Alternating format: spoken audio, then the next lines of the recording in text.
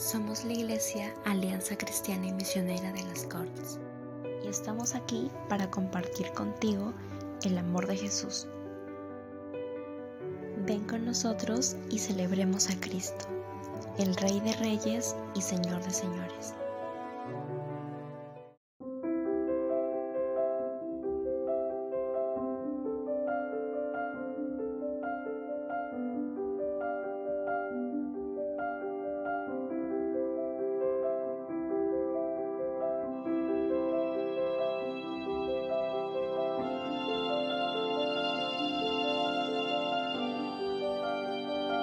Amén y amén. Y es que vamos a ir un poquito al contexto de lo que estaba pasando. Porque en primer lugar tenemos una nueva vida de discípulo a apóstol. ¿Qué estaba pasando? Bueno, los que han seguido la serie de Hechos sabrán de que el Señor se despidió, ascendió. Y de repente los discípulos, los 11 que quedaban, se encuentran con una situación atípica. Se habían quedado sin maestro. Llevaban 3 años compartiendo cada momento, cada lugar, siendo enseñados constantemente, morando con el Señor, hablando con Jesús, intentando comprender, entenderle.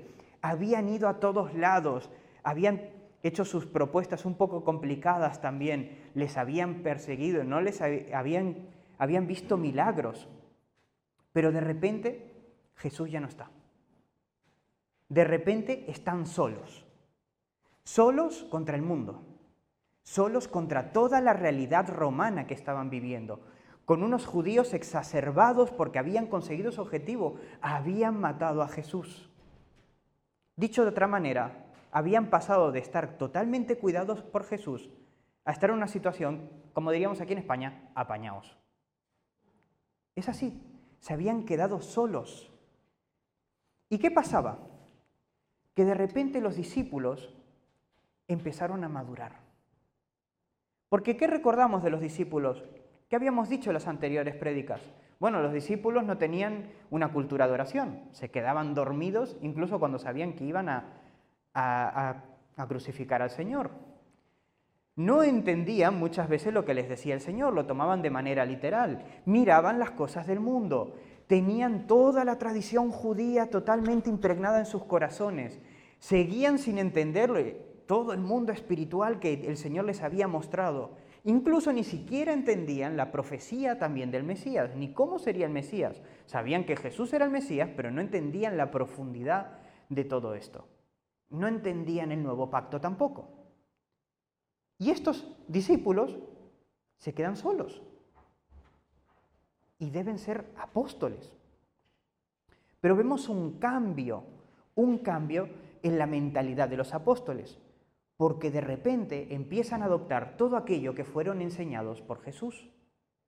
Vemos en primer lugar que ellos estaban buscando a Jesús. Y discúlpenme, yo lo he puesto en Reina Valera porque yo soy Reina Valera, la única y verdadera, entonces así fue enseñado y algún día cambiaré, pero por ahora me cuesta, y entonces mi Reina Valera del 60 me acompaña del principio y espero que hasta el fin. Entonces, y es que vemos que nos dice que entonces volvieron a Jerusalén desde el monte que se llama del Olivar, el cual está cerca de Jerusalén, camino de un día de reposo, y entrados subieron al aposento alto, donde moraban. ¿Qué era el aposento alto? ¿Algunos se acuerdan? ¿Qué pasaba en él? ¿Cuál era ese sitio, el aposento alto? Los que han ido a la obra de teatro lo tienen que saber. Hay una imagen maravillosa ahí de... Bueno, no lo deben saber tanto. La última cena, donde el Señor estableció la Santa Cena. Era el lugar donde estaba la última cena. Y los discípulos estaban allí, ¿por qué? Porque estaban buscando a Jesús. Necesitaban sentirse conectados con el Señor. No era que fuera un lugar precisamente protegido. No es que era un lugar secreto. Pero estaban allí porque era su recuerdo con el Señor. ¿Y qué estaban haciendo en ese sitio? Versículo 14. Todos estos perseveraban unánimes en oración y ruego, con las mujeres y con María, la madre de Jesús, y con sus hermanos. Los discípulos que no eran capaces de orar 1 hora con Jesús, perseveraban unánimes en oración y ruego. ¿Qué cambio? ¿Cómo cambió tanto así? Es que a veces tenemos que darnos cuenta de que la madurez viene en los momentos de crisis, cuando estamos solos. En esto necesito ayuda de un poco los padres más veteranos. Cuando tu hijo se independiza, tu hijo se va de casa, a mí todavía me queda lejos, pero cuando tu hijo se va de casa, tú conoces a tu hijo, no ha planchado, no ha lavado, no ha cocinado, mira, le dices de hacer una ensalada y te la quema, o sea, un desastre. Pero de repente lo ves en su casa y lo ves planchando, cocinando, que se ha hecho un risotto que ha visto en un tutorial, tiene su casa limpia. Y tú dices, ¿qué pasó contigo? Me has estafado durante 25 años, hay algo que está fallando. ¿Cómo puede ser que hayas cambiado tanto? Y es que a veces, cuando nos vamos y estamos solos, vemos la realidad y te tienes que apañar. ¿Cuántos de los que estamos aquí hemos emigrado? Hemos emigrado muchos. Los que han emigrado en edad de trabajar y estar solos, saben lo que han tenido que madurar. Todas aquellas cosas que no sabías que tenías porque las considerabas ya hechas, vienes aquí y no las tienes. No hay familia, no hay nadie y te tienes que apañar. Y esto les estaba pasando a los discípulos. Estaban solos. Pero es que además ni siquiera podían volver atrás. Porque ¿qué conocían los judíos? Bueno, ellos conocían a los profetas. Normalmente, ¿qué hacía el Señor? Te traía un profeta. ¿Pero qué pasaba? No hay profetas. Después de Malaquías hubieron 400 años de silencio. El siguiente profeta que apareció fue Juan el Bautista. Y sabemos lo que le pasó a Juan el Bautista. Ya no tenía la cabeza donde le pertocaba. Por lo tanto, no había profetas a los que acudir. No podían acudir por consejo un profeta. Y tampoco, obviamente, podían recurrir a los maestros de la ley. Porque si a alguno de ellos se les ocurría ir a por los maestros de la ley, seguramente acabarían como Juan el Bautista. Porque los iban a reconocer. No tenían una manera, no tenían una persona a la que acudir. Estaban solos. Solos ante una misión que era mucho más grande que ellos. Porque el Señor les había mandado una misión en Mateo 28, 19, que todos la conocemos: id y haced discípulos a todas las naciones, bautizándolas en el nombre del Padre, del Espíritu y del Espíritu Santo. Amén. Padre, Hijo y Espíritu Santo. Amén. Por lo tanto, tenían que hacer discípulas a todas las naciones, 11 discípulos solos. O tenían que guiar al menos a un pueblo a que lo hiciera. Y es que de hecho tenían que pasar de ser discípulos a apóstoles, porque el significado de apóstol, el que viene del griego apostolos, significa enviado. Se les empezó a llamar así porque ellos eran enviados de Jesucristo. Tenían que salir fuera. Todo lo que habían aprendido durante estos 3 años lo tenían que hacer ya. Y eso daba miedo. Pero empezaron a tomar las decisiones correctas, empezaron a orar, empezaron a buscar a Cristo. Aun con su desconocimiento todavía del nuevo pacto, empezaron a buscar al Señor. Y esto les hizo cambiar también su vida y su manera de actuar. Y es que pasaron de ser esos discípulos que no entendían nada a ser unos discípulos que vieron una nueva vida mirando las Escrituras. Miraron hacia las Escrituras y empezaron a entender su misión. Y es que en esta situación tan importante, tan de crisis que hemos visto, aparece una figura, aparece un líder de los discípulos, o ya mejor dicho, apóstoles. Y ese líder era Pedro. En el versículo 15, en aquellos días Pedro se levantó en medio de los hermanos y los reunidos como 120 en número y dijo: nadie quería hablar. Nadie quería hablar. Porque ¿sabéis lo que pasaba? Es que ellos tenían que explicar cosas que eran complicadas. ¿Por qué ya no estaba Judas? ¿Cómo puede ser que alguien que estaba cerca del Señor le traicionara? ¿Qué estaba pasando con los apóstoles? ¿Se iban a disolver? ¿Hay problemas? Porque, hermanos, las transiciones son complicadas. Pero cuando hay transiciones complicadas, surgen los líderes y el Señor también usa los caracteres de cada uno para que surjan esos líderes necesarios. Y surgió Pedro, que era el discípulo más impulsivo, un discípulo que tenía una cierta mala fama también, pero él surgió a dar explicaciones y nos dio una masterclass de cómo se deben dar las explicaciones, y es arraigados a la palabra.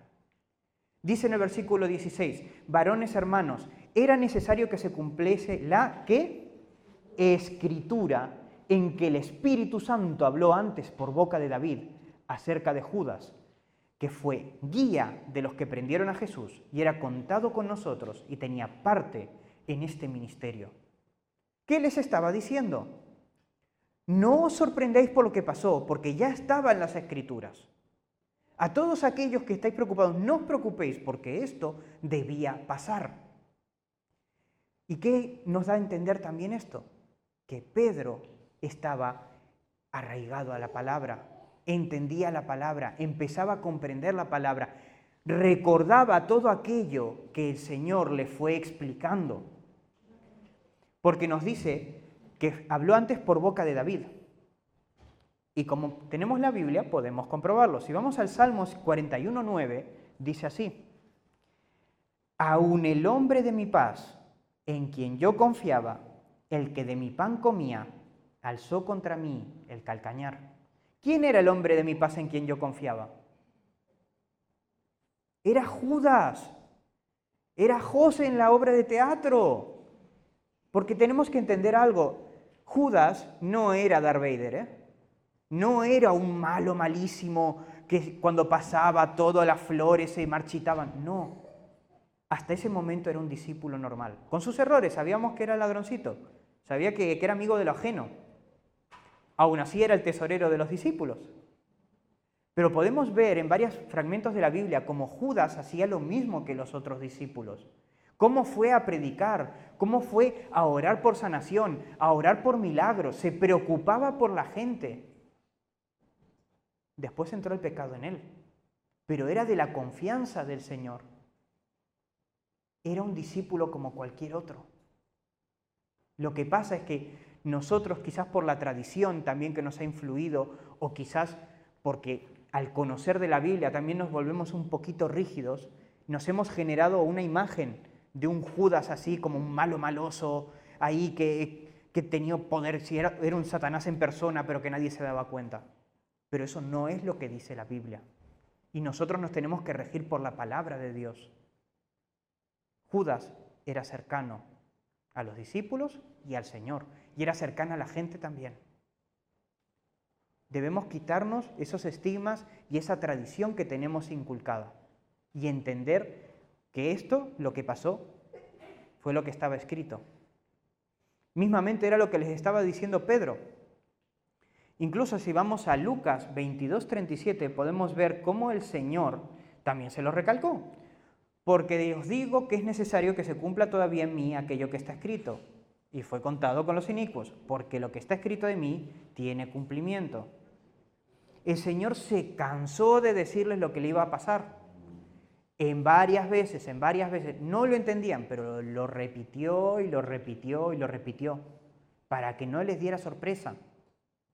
Pero el Señor lo sabía. Pero si continuamos con nuestro pasaje original, y vamos del 18 al 20, dice: este, pues, con el salario de su iniquidad, adquirió un campo, y cayendo de cabeza se reventó por la mitad, y todas sus entrañas se derramaron. Y fue notorio a todos los habitantes de Jerusalén, de tal manera que aquel campo se llama en su propia lengua Aseldama, que quiere decir campo de sangre. Porque está escrito en el libro de los Salmos: sea hecha desierta su habitación, y no haya quien more en ella, y tome otro su oficio. Escrito en el libro de los Salmos.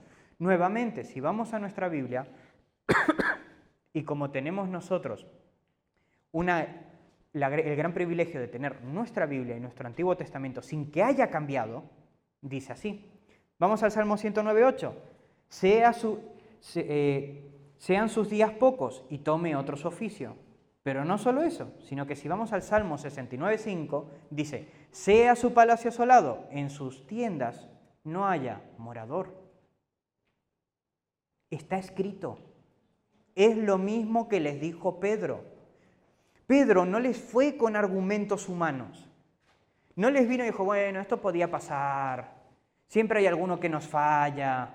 Nosotros no tenemos la culpa. Nosotros en verdad sí que estamos bien. Les recalcó palabra por palabra lo que iba a pasar. ¿Por qué? Porque Pedro había entendido de que todo lo que dijera él no era suficiente. Tenía que tener la potestad de la palabra de Dios para decir la verdad. Porque ante la palabra de Dios no hay contraargumento. Ante la palabra de Dios no hay argumento humano que pueda rebatirlo. La palabra de Dios es inmutable, incambiable, y es la única verdad que nunca va a perecer. ¿Amén? Pero es que además tenemos que seguir metiéndonos en el contexto. Porque le estaba hablando a 120 personas. 120 personas que habían visto a Jesús. Pero ¿qué pasa muchas veces? Nosotros seguimos a veces a personas. Nos cuesta a veces de separar la persona de la enseñanza. Entonces ya no estaba Jesús. Y esas 120 personas que ya veían que había muerto Jesús, estaban buscando a quién seguir, de quién seguir aprendiendo. ¿Y cuál era el panorama de esas pobres personas? Bueno, el que les estaba hablando era el cortaorejas de los soldados romanos, el que sabían que por falta de fe dejó de caminar en las aguas y que encima negó a Jesús 3 veces. Si miraban para el otro lado tenían a los hermanos del trueno, que eran conocidos literalmente por ser terribles y tener ideas increíbles como oremos para que les caiga fuego y queden incinerados. Unos adalides de la misericordia. Y también, por ejemplo, podían ver a Tomás. Tomás, que era tan incrédulo que el Señor mismo se le apareció y tuvo que tocarle el costado. Esas personas estaban jugándose la vida estando allí. Y tenían que confiar en todas estas personas imperfectas. No digo que fuera fácil seguir a Jesús, pero Jesús era el único que no tenía tacha, el único sin defecto. En cambio, tenían que empezar a seguir y a dejarse guiar por personas con muchos defectos muy marcados y muy conocidos. Porque esas gentes también habían estado antes, los habían conocido, habían compartido. No eran gente random, no era gente que había venido por primera vez y habían dicho, mira, hay una reunión, ¿te quieres venir? Sí, sí. No. Ellos habían compartido tiempo con los discípulos, sabían sus fallas y sus aciertos. Entonces, lo único que le quedaba a Pedro era hablar con la palabra de Dios. Porque no había argumento humano. Y esto tenemos que aprenderlo, hermanos. Porque a veces nosotros queremos argumentar con nuestros argumentos humanos. Tenemos claro el objetivo. Creemos que sabemos lo que quiere el Señor. Pero no encontramos manera de poner la palabra primero. Y si hay algún argumento que tú tengas en el cual la palabra de Dios no te da la razón, discúlpame, hermano, pero tu argumento es equivocado. Tu pensamiento está equivocado. Si tú estás diciendo algo que no está respaldado por la palabra de Dios, estás en terreno fandangoso. Pedro podía hablar con esa autoridad porque la palabra de Dios le sustentaba, porque le respaldaba. Si no, hubiese estado mejor que hubiese estado callado, porque si era contrario a la palabra de Dios, estaba siendo de maldición para los hermanos. Pero él tenía la palabra de Dios dándole la razón. Y lo bueno es que ahora se encontraban con una nueva situación, y es que tenían que buscar a un nuevo apóstol. Pero vamos a hacer un pequeño repaso. Primero, una nueva vida de discípulo a apóstol. ¿Qué pasó allí? Discípulos maduran, cambian su vida ante la situación de crisis. Una nueva vida mirando hacia las Escrituras. Los apóstoles empiezan a mirar las Escrituras, a entenderlas y comprenderlas y a impartirlas a los demás. Pero ahora vamos a ver por qué y cómo cogen a un nuevo apóstol. Y es que en primer lugar, ¿por qué los escogerían? Bueno, porque existía una necesidad. Versículos 21 y 22. Es necesario, pues, que de estos hombres que han estado junto con nosotros todo el tiempo que el Señor Jesús entraba y salía entre nosotros, comenzando desde el bautismo de Juan hasta el día en que entre nosotros fue recibido arriba, uno se ha hecho testigo con nosotros de su resurrección. Existía la necesidad de un nuevo apóstol. En primer lugar, porque la misión era muy grande, como hemos comentado antes, ir y hacer discípulos a todas las naciones. No era algo que era fácil, siempre era mejor 12 que 11. Pero es que además tenemos que entender un poco el contexto judío de esto. Para ellos el número 12 era importante. ¿A cuántos escogió el Señor? A 12. También está la teoría de que los 12 eran una representación también de las tribus de Israel. Es decir, cuando Dios estableció Israel, hubo 12 tribus, que eran 12 hermanos en concreto. Y hay algunos teólogos que afirman de que el ser 12 apóstoles es porque iban a ser una nueva Israel, la nueva Jerusalén. Por lo tanto, tenían que ser 12, porque como el nuevo pacto era sustitutivo, no era sustitutivo, sino que era complementario del antiguo, tenían que ser con las mismas bases. Yo esto no lo puedo afirmar a ciencia cierta. Lo que sí que os puedo decir es lo que dice en Apocalipsis 21:14, que dice: y el muro de la ciudad tenía 12 cimientos, y sobre ellos los 12 nombres de los 12 apóstoles del Cordero. Aquí nos dan varias dudas. Por ejemplo, si aparecerá Matías o Judas. Esto no os lo puedo decir y seguramente se lo dejaré al profe de apologética, de escatología cuando lo tengamos en el ABC, así que, Pastor Fernando, usted ya sabe. Investigue. Pero lo que sí que puedo decir es que los 12 no eran un capricho. Había una necesidad. ¿Cuántos creen que necesitaríamos nosotros para evangelizar el mundo? ¿Cuántos somos aquí? ¿40? ¿50? ¿Nos da para evangelizar el mundo? Ni tirando WhatsApps, ¿no? Lo teníamos más fácil que ellos. Imagínense que eran 12. Bueno, en ese momento 11. Necesitaban a otra persona. Y no solo eso, ellos habían estado orando, morando, porque estaban intentando ser guiados por Dios, porque era lo que conocían.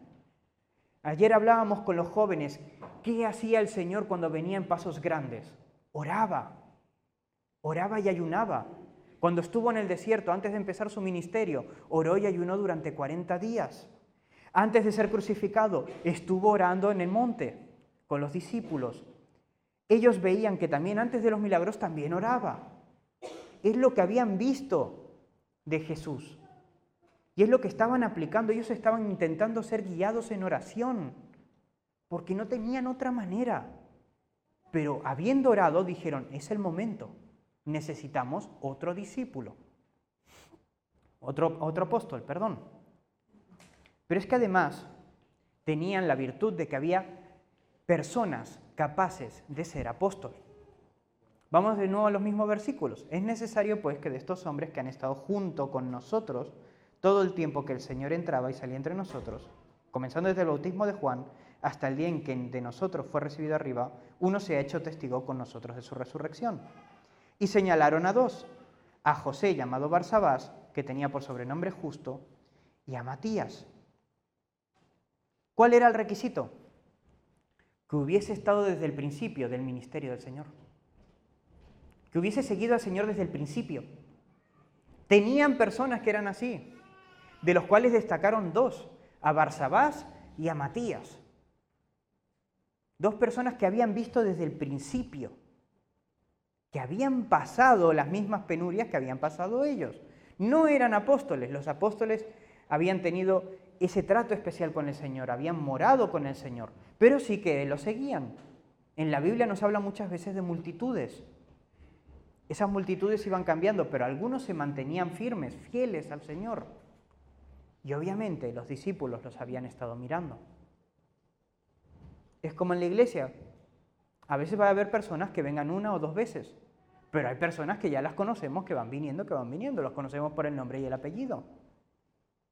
Pues lo mismo pasaba allí.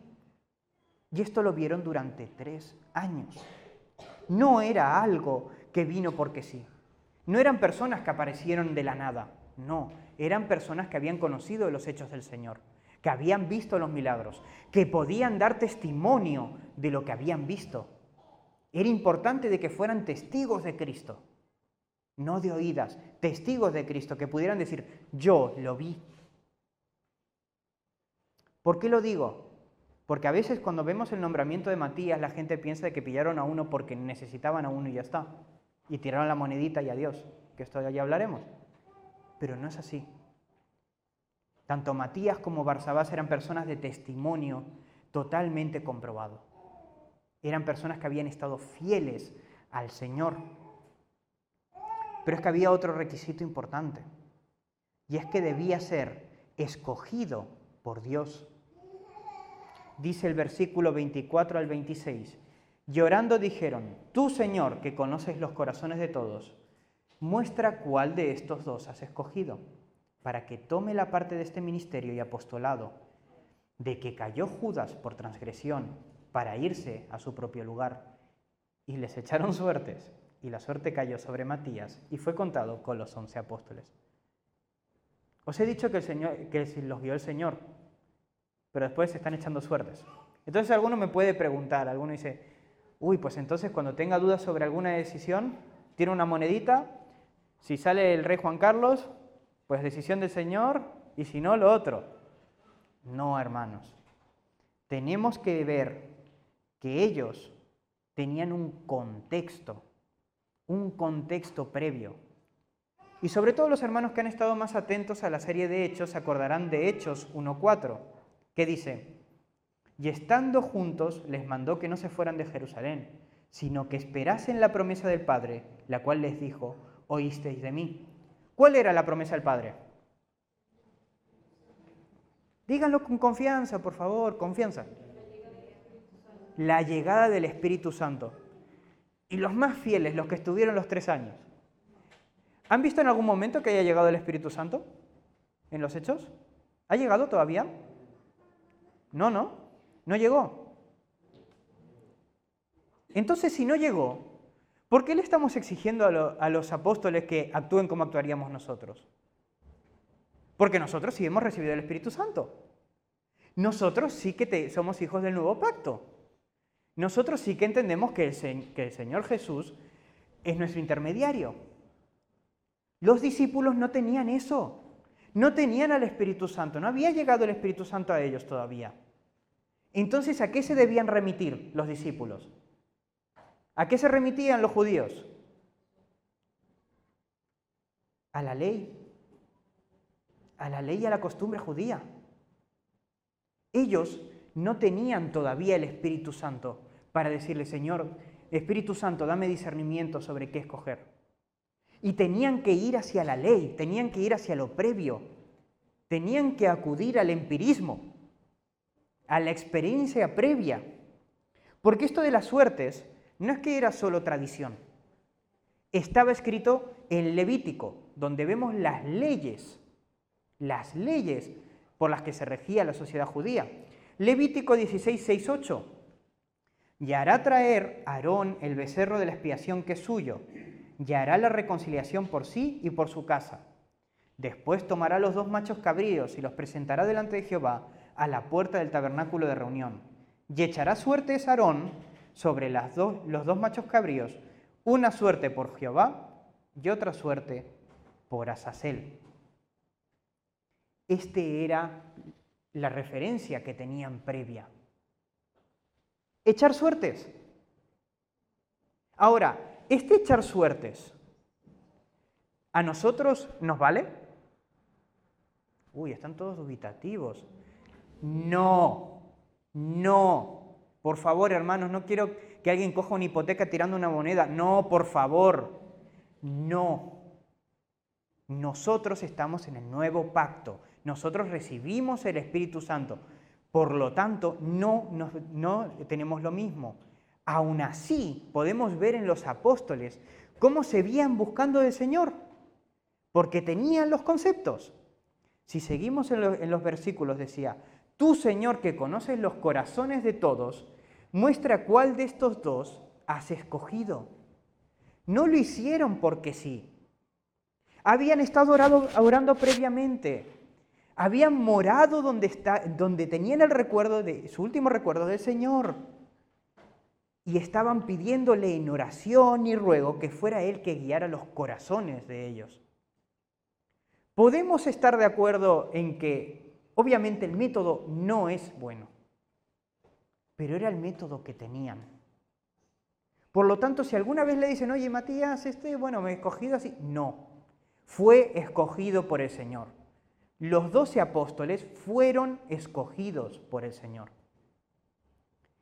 Con otra metodología, obviamente, en otro tiempo, sí, pero no podemos tratar las cosas como que fueran las actuales.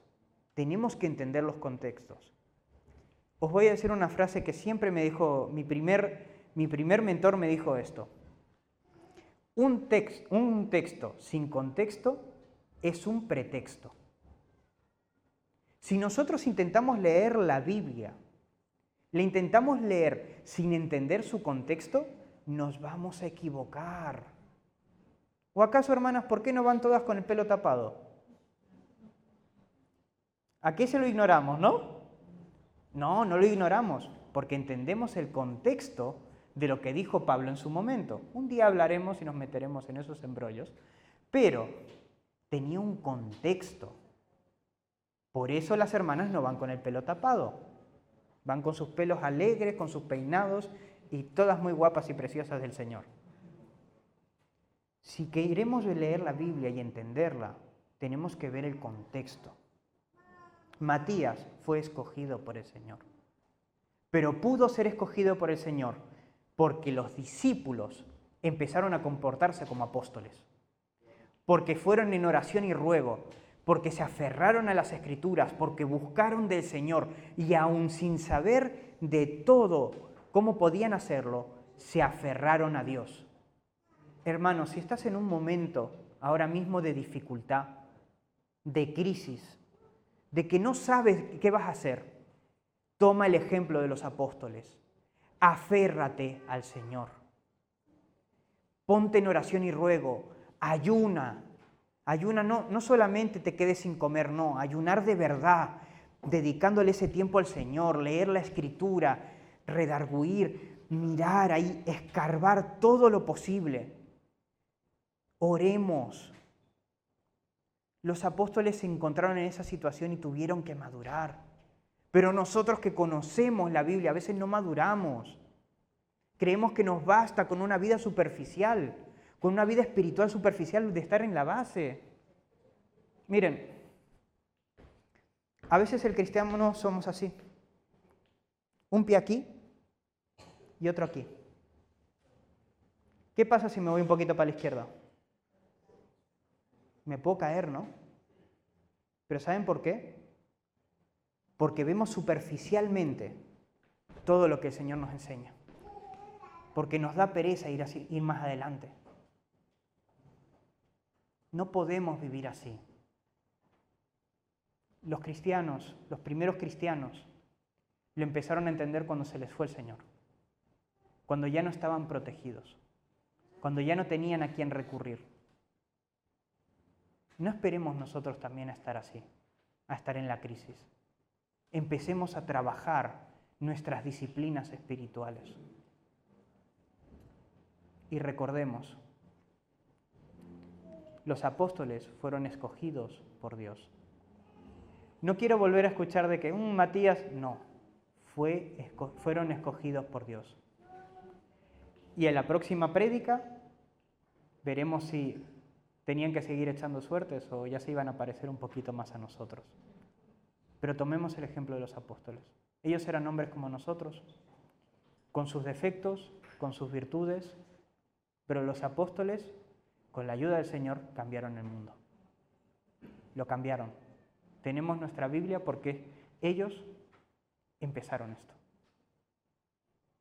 No tendríamos todo esto sin ellos. Y eran hombres con defectos, con carencias bastante claras. Pero aún así se sacrificaron todos por nosotros, para que nosotros pudiéramos conocer y entender lo que el Señor les mostró a ellos. Oremos, hermanos. Nos encontramos todos los domingos a las 6 de la tarde. También puedes conocernos durante la semana en nuestras diferentes reuniones.